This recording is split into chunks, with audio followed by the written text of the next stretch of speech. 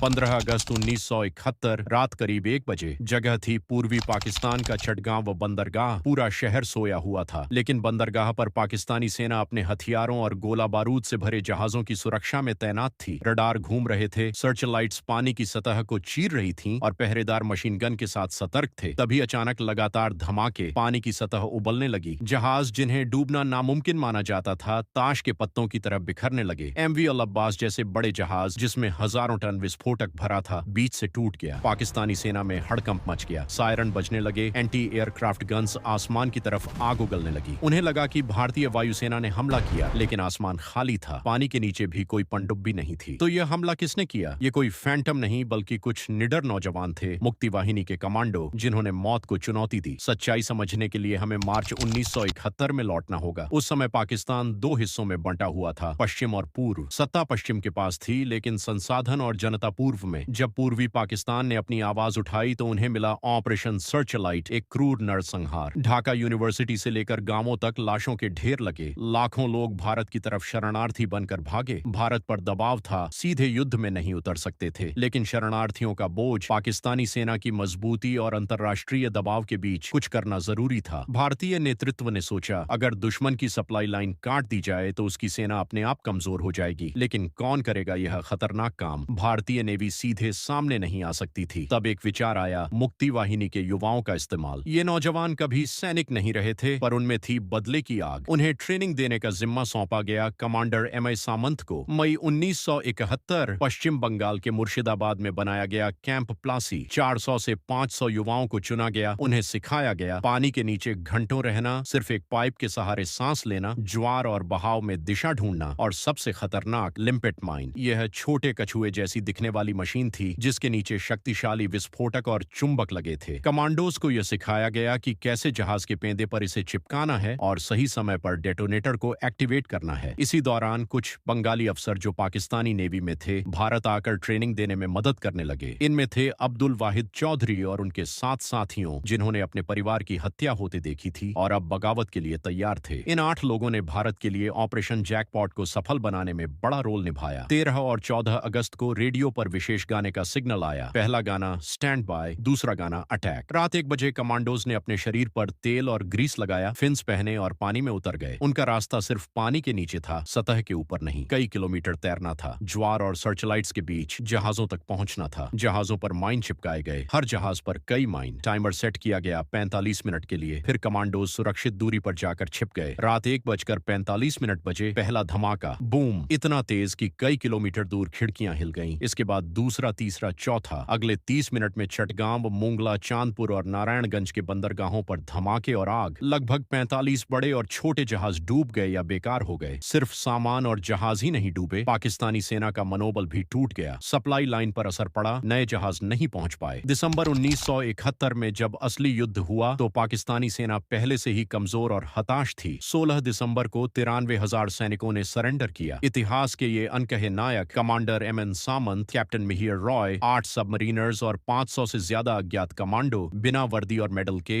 एक देश का नक्शा बदल गए। इसे कहते हैं द साइलेंट वॉर, जहां शोर केवल धमाकों का था, लेकिन वीरता खामोश थी। अगर आपको यह कहानी रोमांचक लगी तो वीडियो को लाइक जरूर करें, अपने दोस्तों के साथ शेयर करें और ऐसी ही सच्ची और रोचक कहानियों के लिए हमारे चैनल को सब्सक्राइब करना ना भूलें। मैं डॉक्यूमेंट्री, और मिलते हैं अगले वीडियो में एक और अनकही कहानी और रहस्य के साथ। तब तक के लिए जय हिंद, जय भारत।